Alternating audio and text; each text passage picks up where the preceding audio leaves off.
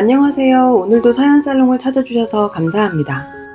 몇 년이나 마음속에 있던 시댁과 남편에 대한 미움과 한이 동시에 다 싹 쓸려 내려간 것 같아 요즘은 정말 이렇게 마음이 가벼워도 되나 싶을 정도로 남편과 아들과 즐겁고 행복합니다. 전 남편과의 연애 기간은 3년 정도 돼요. 그때 동안 시어머니를 안 뵀던 것도 아니에요. 몇 번 만나 같이 식사도 했었고 또 그때마다 저한테 잘해주시고 결혼 준비할 때도 이것저것 참견도 하지 않으셔서 전 요즘 다들 시댁 때문에 고생이라는데 나는 결혼하면 정말 편하겠구나 생각했어요. 그런데 결혼하고 나니 정말 거짓말처럼 삶이 장난 아니었어요. 사람이 바뀌어도 이렇게 바뀔 수가 있는 건지 이것저것 너무 참견하셔서 오죽하면 저희 부부의 관계까지 참견하세요. 그것보다 더 심한 건 시어머니는 남아선호 사상이 정말 강하셨죠. 무조건 남자를 낳아야 한다. 집안에서 남자가 더 중요하고 더 높다 등등. 너희는 2년째 같이 사는데 왜 애를 안 가지냐며 압박 주시고 제 생리 주기까지 알아다가 산부인과에서 배란일까지 알아다 주셨어요.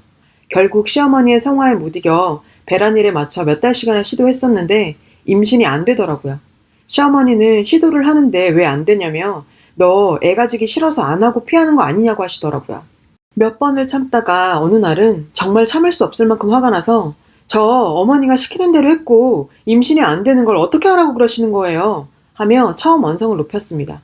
시어머니는 또 화를 내시며 내 인연이 거짓말을 하고 나한테 화를 낸다며 뭐라 뭐라 하시고는 저희 집에서 휙 나가버리시더라고요. 그게 끝인 줄 알았지만 시어머니는 또 시누이한테 완전히 자기 쪽에 유리하게만 말해놓고 시누이는 엄마가 네 걱정을 해서 말하는 건데 어디다 대고 감히 소리를 지르냐. 네가 지금 정신이 있냐 없냐며 네가 똑바로 안 해놓고 거짓말 치는 거 아니냐. 아니면 왜 임신이 안 되냐. 그런 식이었어요. 혹시나 해서 말하는 건데 너 애 못 가지면서 거짓말 치고 우리 동생이랑 결혼한 거 아니냐고까지. 전화로 저한테 온갖 난리는 다쳤어요. 정말 그 시엄마의 시누이라고 모녀지간이 끝장나게 정신이 나갔더라고요. 전 너무 어이가 없고 억울하기도 하고 그래 임신하면 될 거 아니야. 하면 되지 라는 마음이 들었어요. 제대로 해보자 싶어 그 길로 남편이랑 병원을 찾아 검사했습니다. 배란일에 맞춰 몇 달을 노력했는데 애가 안 들어서니 이상한 건 맞았죠. 병원에서 몇 가지 검사를 하더니 결국 나온 건 남편의 불임이더라고요. 소위 말하는 고자였던 거죠. 5만 가지 생각이 다 들었어요. 남편은 오죽했을까요? 저를 들들 볶던 시어머니도 미웠지만 한편으론 아들이 그렇다는데 어떤 마음일지 안타깝기도 하더라고요. 남편이랑은 며칠 상의 끝에 연애 시절 생각하면서 서로 더 위해주면서 딩크족으로 살기로 마음 먹었습니다. 어쩌겠어요. 이렇게 잘 살아봐야죠. 어머님께 말씀은 드려야 할 것 같아 굳게 마음 먹고 시어머니께 전화했죠. 시어머니께 할 말이 있으니 1시쯤에 가겠다 했습니다. 그렇게 저는 남편의 불임 진단서를 챙겨 시어머니 집으로 향했어요. 시어머님과는 저번 말다툼 이후로 서로 잘 연락하거나 만나지 않았거든요. 갑자기 할 말이 있다는 말과 함께 집으로 찾아가니 혹시 임신한 줄 아셨나 봐요. 집에 발을 들여놓기도 무섭게 하시는 첫 말씀이 너 애 뱉니? 이 말씀이더라고요.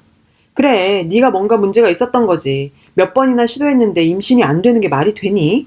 이러시는 거예요. 참, 말이라도 좀. 저는 아무 말 없이 바로 불임 진단서를 꺼내 어머님께 드렸어요. 어머님이 그 진단서를 받아 쭉 읽어보시더니 서서히 얼굴이 파랗게 질리더라고요. 그럴 리가 없다고. 인연이 어디서 이런 거짓말을 하냐며 제 멱살까지 잡더라고요. 어디서 그런 힘이 나오는지. 잠시라도 이런 시어머니를 안타깝게 생각한 제가 바보였죠. 어머님 아들이 불임이에요. 그동안 아기가 안 생긴 것도 다 어머님 아들 때문이었고요. 수영관으로도 어떻게 할 수가 없다네요. 비폐쇄성 무정자증이라고 아예 정자를 못 만든다는 거예요. 아시겠어요? 그렇게 말하고 뒤돌아서 나와버렸습니다. 어머님은 제가 집을 나설 때까지 말 한마디 하지 않으셨고요. 시어머님이 지난날 저한테 했던 일들이 주마등처럼 지나가더라고요. 시어머님이 그새 신우에게 말했는지 신우에게 전화 문자가 엄청 오대요. 물론 대꾸도 안 했지만요. 내 동생이랑 이혼할 생각은 아니지? 하며 문자를 보내는데 어쩜 그렇게 자기가 한 일들에 대한 사과의 말은 하나도 안 보이는지. 그래도 그때는 이래저래 생각해도 이혼만이 답은 아니다라는 생각이 들더라고요. 시댁은 꼴 보기 싫고 밉지만 마음 먹고 더 잘 살아봐야지 했습니다. 시댁에 다녀온 지 한참 되어서 그래 남편이랑 어차피 같이 살아갈 건데 시댁을 안 봐서 뭐하나 라는 생각도 들었습니다. 그렇게 시댁에 갔는데 역시나 시어머니 아무 말씀 안 하셨어요. 시댁은 평소 식구들끼리 정이 없었어요. 근데 저희 남편은 바보같이 그런 자기 집이 아주 화목한 집안이라고 알고 있더라고요. 어머니는 아들이 불임이란 걸 안 뒤부턴 안타까운지 아들 건강을 더 많이 챙기세요. 저랑 연락은 안 하셨어도 남편 보약, 먹을 건 보내기도 하셨으니까요. 아들 보고 먹고 싶은 거 없냐 물으시더라고요. 온 김에 김치 싸가라며 김치 담을 일거리 잔뜩 사다 놓으셨네요. 전 당연히 김치를 담아 놓으신 줄 알았죠. 저보고 담그라는 거예요. 큰 소리 내기도 싫고 그래 온 김에 담아서 가져가서 먹지 싶었죠. 베란다 가서 김치거리, 쪽파, 미나리, 양파 등등을 다듬었어요. 시어머니는 그새 아들 준다고 치킨 사다 놓으셨다고 하면서 남편 좋아하는 감자튀김까지 잔뜩 보이더라고요. 전 치킨 냄새 맡으며 일하는데 남편만 불러서 치킨을 먹이는 거예요. 전 계속 부엌 옆 베란다에서 일하고 있었죠. 치킨 한 조각 먹어보란 소리도 안 하대요. 이래서 암만 내가 좋게 생각하려고 해도 진짜 며느리는 며느리일 뿐이구나 느꼈어요. 남편은 나름 저한테 잘하려고 하는 사람인데 시댁만 오면 완전 남의 편이 됩니다. 말로는 뭐 딸다식 같다 해도 마음에 있는 건 아들뿐인 거죠. 그걸 다 먹고 시어머니는 김치거리 다듬었던 저에게 젊은 애가 눈치가 없다며 끼니 때가 되면 뭐라도 해서 내놓을 생각을 못하냐더라고요. 저보고 뭐 하나 할 줄 아는 게 없다고 자기가 나서지 않으면 반찬 하나 먹을 게 없다고 했어요. 어머니 집이지 제 집인가요? 저는 입맛도 없었고 그렇게 점심을 굶고 저녁에 남편이 칼국수 먹고 싶다 하니 어머니 칼국수 딱 1인분 해서 남편만 끓여주더라고요. 뭐 하는 짓인지 역시나 먹어보란 말 안 하더군요. 저 나중에 혼자 간장에 밥 비벼 먹었어요. 먹을 게 없어서. 뭐 이런 집구석에 존재하는 건지. 그러다 어느 주말에 사건이 터졌습니다. 시어머니가 아침 대바람부터 찾아오신다고 하셔서 싹 치우고 청소했어요. 분명 반찬 싸들고 오실 것 같아서 정리할 겸 냉장고도 버릴 건 싹 버렸죠. 마지막으로 빨래 돌리고 쉬고 있는데 세탁기 끝나는 소리에 끝마쳐 딱 들어오시더라고요. 어머니 짐 푸는 거 도와드리고 예상대로 반찬도 들고 오셔서 냉장고에 정리하고 커피 한 잔 타드렸어요. 소파에 앉으시는 걸 보고 저는 세탁이 다 되어서 빨래를 건조기에 넣으러 갔습니다. 근데 왜 그 싸한 느낌 있잖아요. 뭐가 왜 이렇게 조용하지? 이런 생각. 불길한 예감에 거실로 갔어요. 가보니 주방에서 냉장고 문을 활짝 열어놓으신 겁니다. 그래서 뭐 필요하신 거 있으시냐고 물었어요.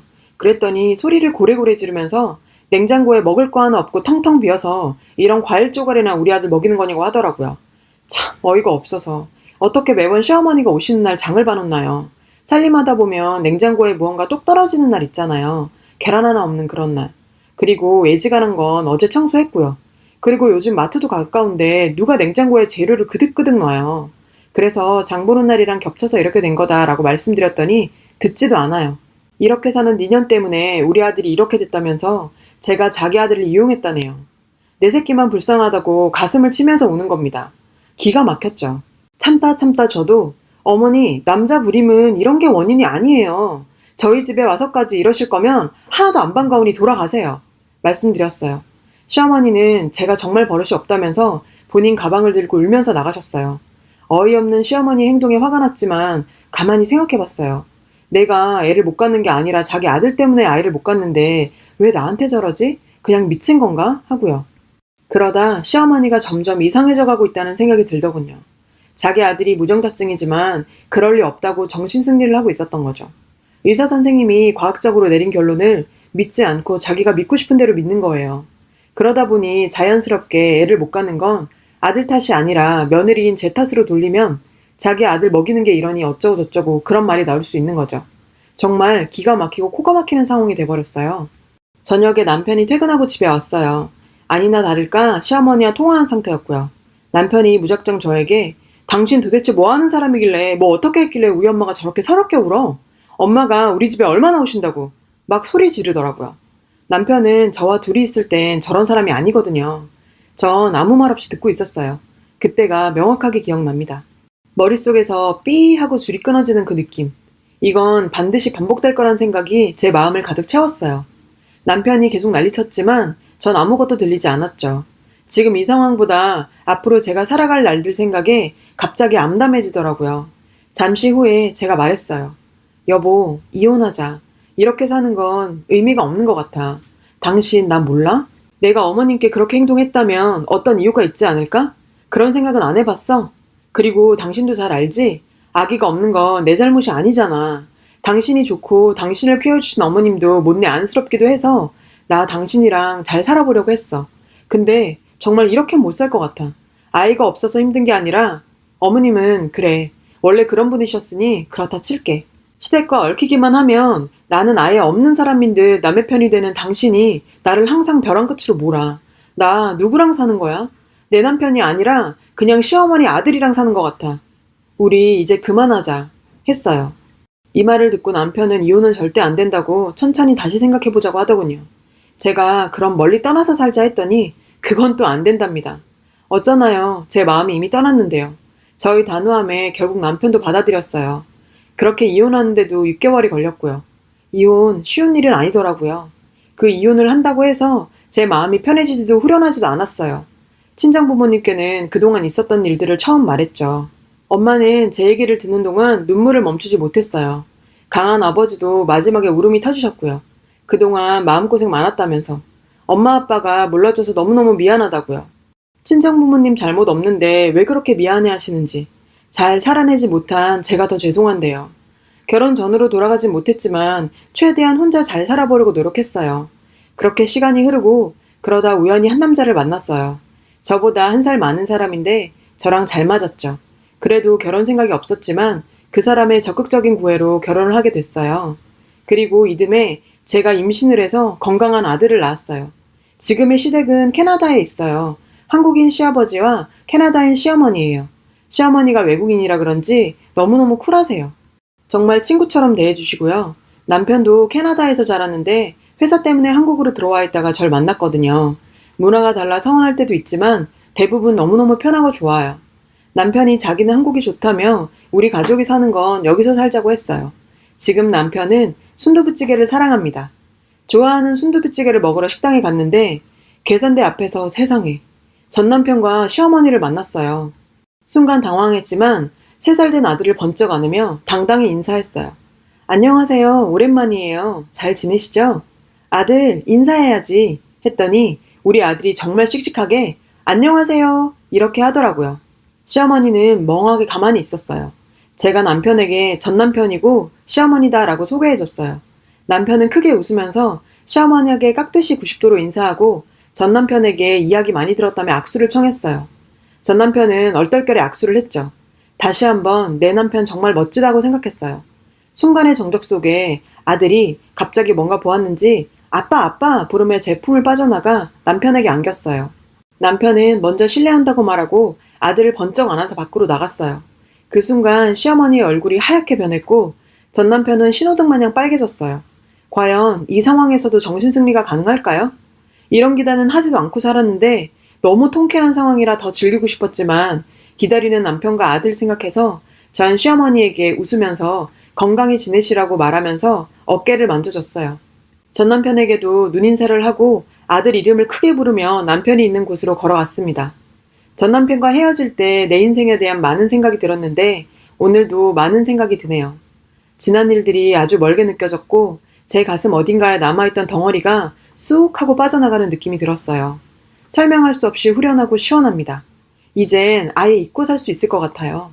지금의 우리 아기가 그리고 나를 이해하고 사랑해주는 든든한 내 남편의 모습이 너무너무 사랑스러운 그런 밤입니다. 쓰다 보니 긴 글이네요. 읽어주셔서 감사합니다. 여러분, 사연 댓글에 응원과 현명한 조언 부탁드려요. 좋아요와 구독은 저에게 큰 힘이 됩니다. 오늘도 좋은 일 가득하세요.